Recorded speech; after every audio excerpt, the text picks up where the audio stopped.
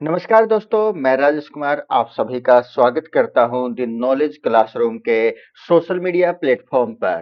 तो दोस्तों, आज की इस वीडियो में हम बात करने वाले हैं हरियाणा जीके को लेकर के, जिसमें हमने अपने पिछली वीडियो के अंदर भी जाना था कि जो हरियाणा है उसकी हिस्ट्री जो है, उसका जो इतिहास है, उसके अध्ययन को हमने आसान बनाने के लिए जो उसके ऐतिहासिक स्रोत थे, जिसको हमने मुख्यतः 4 भागों के अंदर डिवाइड किया था। और हमने अपनी पिछली वीडियो के अंदर साहित्य के जो स्रोत रहे हैं हरियाणा के इतिहास के संबंध में, या जो पुरातात्विक स्रोत रहे हैं, या मौद्रिक स्रोत रहे हैं, या जो बचे हुए अन्य जो स्रोत रहे हैं, उन सभी का हमने अध्ययन किया था अपनी पिछली वीडियोज के अंदर। तो दोस्तों, यदि आप हमारे इस चैनल पर पहली बार आए हो और आपने हमारे पुरानी वीडियो को नहीं देखा, तो आप उनको भी आवश्यक देखें, जो हरियाणा के अंतर्गत या जो भी अन्य कॉम्पिटिटिव एग्जाम रहे हैं, चाहे वो हरियाणा सिविल सर्विस के एग्जाम हो,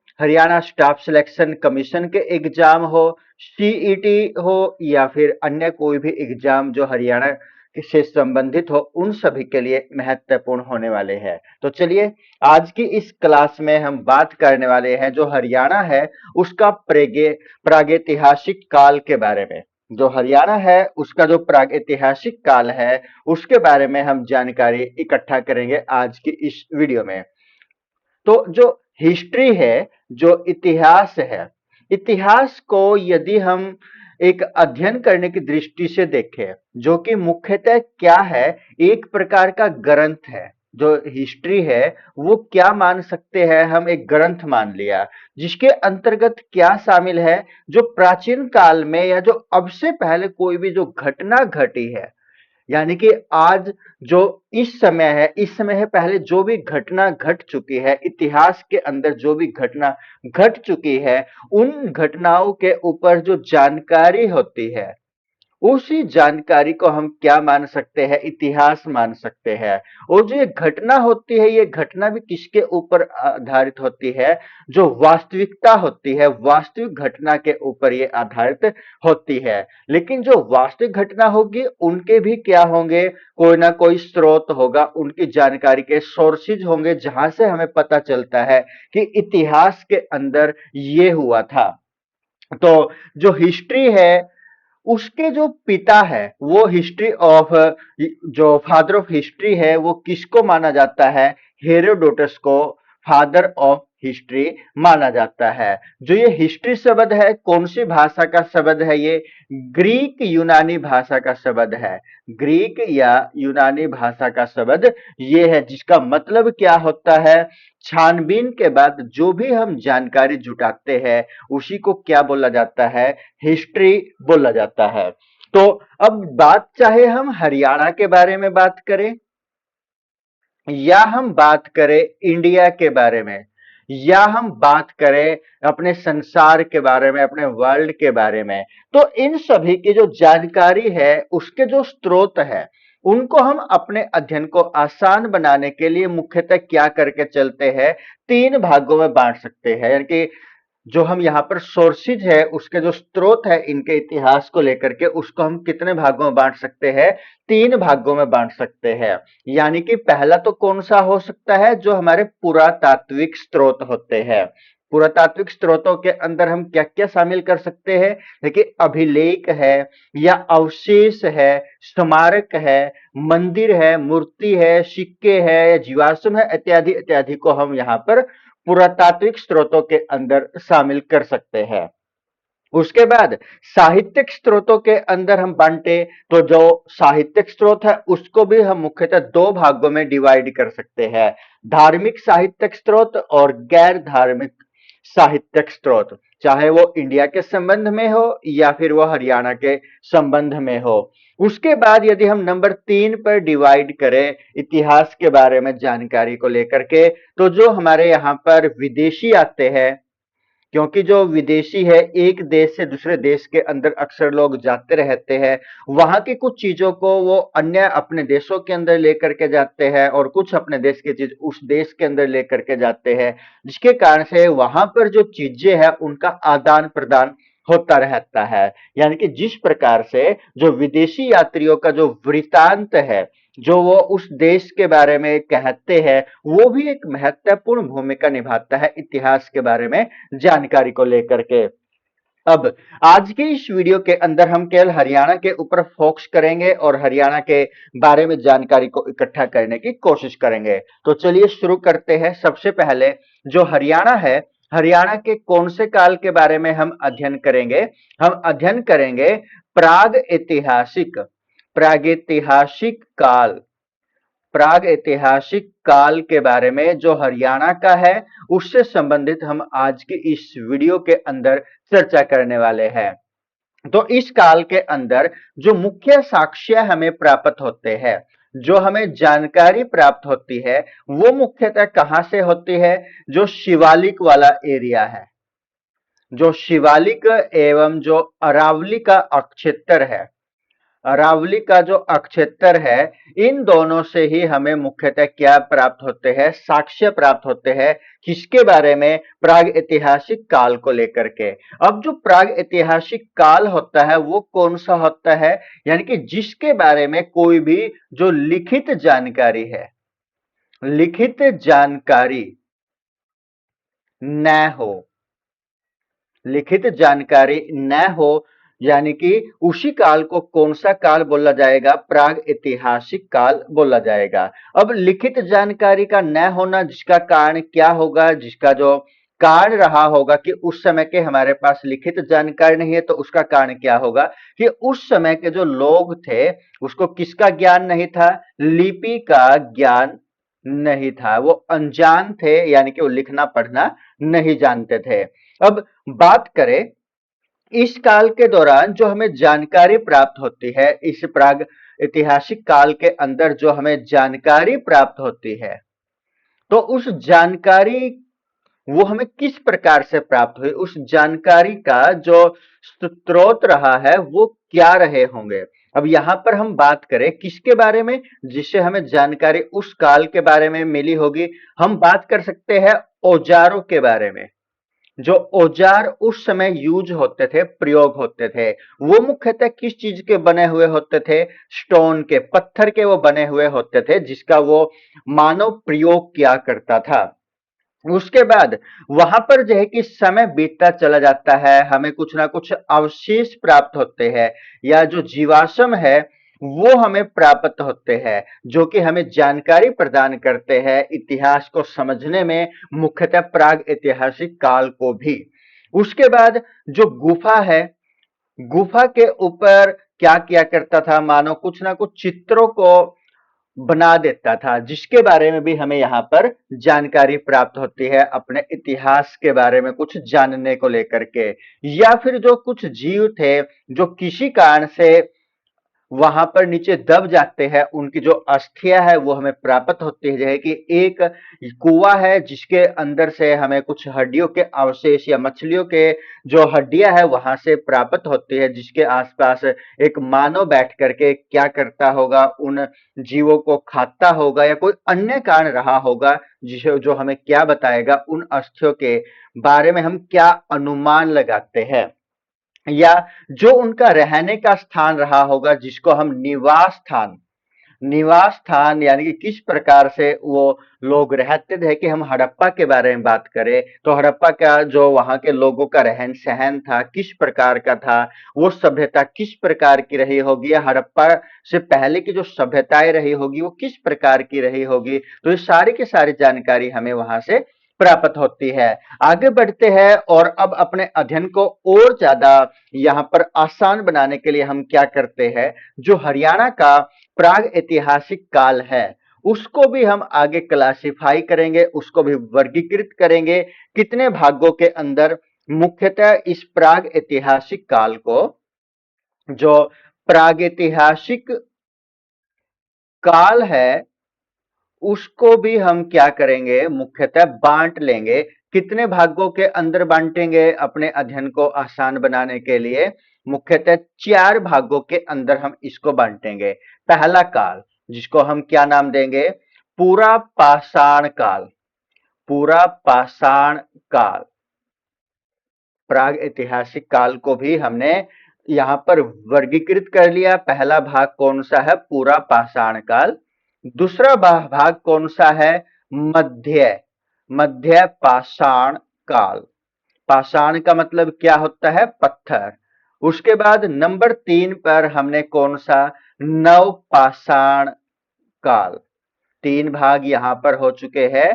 पूरा पाषाण काल, मध्य पाषाण काल, नव पाषाण काल और उसके बाद नंबर 4 पर बात करें पूर्व हड़प्पा, पूर्व हड़प्पा काल। यानी कि हमने प्राग ऐतिहासिक काल को कितने भागों में यहां पर वर्गीकृत किया है? 4 भागों के अंदर। पूरा पाषाण काल, मध्य पाषाण काल, नव पाषाण काल और पूर्व हड़प्पा काल। तो यहां पर जो पूरा पाषाण काल है, जिसका जो टाइम पीरियड माना जाता है, वो कब से कब तक का माना जाता है? 25 लाख वर्ष पूर्व से लेकर के 10,000 ईसा पूर्व तक इसका काल, इसका टाइम पीरियड माना जाता है। और जो मध्य पाषाण काल है, इसका जो टाइम पीरियड माना जाता है वो 10,000 से लेकर के कब तक? 6,000 ईसा पूर्व तक इसका टाइम पीरियड माना जाता है। उसके बाद नव पाषाण काल, जिसका जो टाइम पीरियड है वो कब से कब तक का? 6,000 से लेकर के 2500 ईसा पूर्व तक इसका टाइम पीरियड माना जाता है। उसके बाद पूर्व हड़प्पा काल, पूर्व हड़प्पा काल जिसका जो टाइम पीरियड हम मान सकते हैं 3300 से लेकर के 2600 ईसा पूर्व तक। ये कुछ जो भिन्नता इनके अंदर देखने को मिल सकती है थोड़ी बहुत। तो यहाँ पर पूर्व हड़प्पा काल जिसका जो टाइम पीरियड है 3300 से लेकर के 2600 ईसा पूर्व तक यहाँ पर माना जा सकता है। आगे बढ़ते हैं और प्रत्येक के बारे में अलग अलग जानकारी देखते हैं। तो सबसे पहले हम बात करेंगे जो पूरा पाषाण काल था, यानी कि जो पूरा पाषाण काल था इसके बारे में। कौन सा? पूरा पाषाण काल, पूरा पाषाण काल। पूरा पाषाण काल जिसका जो टाइम पीरियड कब से कब तक का माना गया है? 25 लाख वर्ष पूर्व से लेकर के कब तक? 10,000 ईसा पूर्व तक इसके टाइम पीरियड को माना गया है। अब इस काल की क्या खासियत रही है इतिहास के अंदर? यहां पर जो शिकारी थे, मानव था, वो किस प्रकार का था? मानव कैसा था? शिकारी था। मानव किस प्रकार का था? शिकारी था। उसके बाद भोजन संग्राहक था। भोजन संग्राहक, भोजन को क्या कर लेता था? इकट्ठा कर लेता था। मानव किस प्रकार का था? शिकारी था। भोजन का क्या करता था? संग्रह किया करता था। और रहता कहां पर था? उसका जो निवास था, निवास कहां का था मुख्यतः? वो कहीं ना कहीं पर भी, जहां पर भी उसको आश्रय मिलता था वहां पर वो रहता था। जैसे कि गुफा है, गुफाओं के अंदर मानव रहता था, या फिर यदि उसको नदियों के किनारे कहीं भी आश्रय मिल जाता था रहने के लिए, नदियों किनारे, तो वहां पर भी वो क्या करता था? रह लेता था। या कहीं पर खुले के अंदर भी यदि उसको रहने का कोई स्थान मिलता है तो वो वहां पर रह लेता है। इस समय की जो विशेषता रही है, मुख्य विशेषता क्या रही है इस टाइम पीरियड के दौरान की? जो पत्थर के बड़े औजार, जो औजार यहां पर प्रयोग किए जाते थे वो किस प्रकार के थे? पत्थर के, पत्थर के बड़े औजारों का प्रयोग, बड़े औजारों का प्रयोग यहां पर किया जाता था। जो पत्थर के मुख्यतः जो बड़े औजार थे उनका प्रयोग इस समय किया जाता था। मुख्यतः कुछ छोटे हैं और कुछ गोलाकार पत्थर भी यहाँ पर जो औजार बने हुए हैं वो देखने को मिलते हैं। यानी कि यहाँ पर पत्थर, जो बड़े पत्थर है उनके औजार ज्यादा, उसके बाद कुछ गोलाकार और जो छोटे आकार के औजार है जो पत्थर के बने हुए हैं वो भी यहाँ पर देखने को मिलते हैं। अब यहाँ पर कुछ जो औजार है जिसमें हम बात करें, एक तो है जो महत्वपूर्ण रहता है हाथ कुल्हाड़ी, हाथ कुल्हाड़ी जो कि कुछ इस प्रकार के, इस आकृति में वो नजर आती है। उसके बाद यदि हम बात करें चॉपर, चॉपर का प्रयोग भी उस समय किया जाता था जो कि कुछ इस आकृति की थी। और इसका प्रयोग वहां पर मानव के द्वारा किया जाता था। उसके बाद जो क्षेत्र है जहां से इसके बारे में जानकारी प्राप्त होती है, यानी कि जो पूरा पाषाण काल है, इसके बारे में जो जानकारी मुख्यतः क्षेत्र है, वो क्षेत्र कौन कौन से रहे होंगे जहां से इसके बारे में जानकारी प्राप्त होती है, जिसमें एक तो है पिंजौर। पिंजौर का नाम शामिल है। पिंजौर के बाद कोटला, कोटला से भी कुछ अवशेष प्राप्त हुए हैं।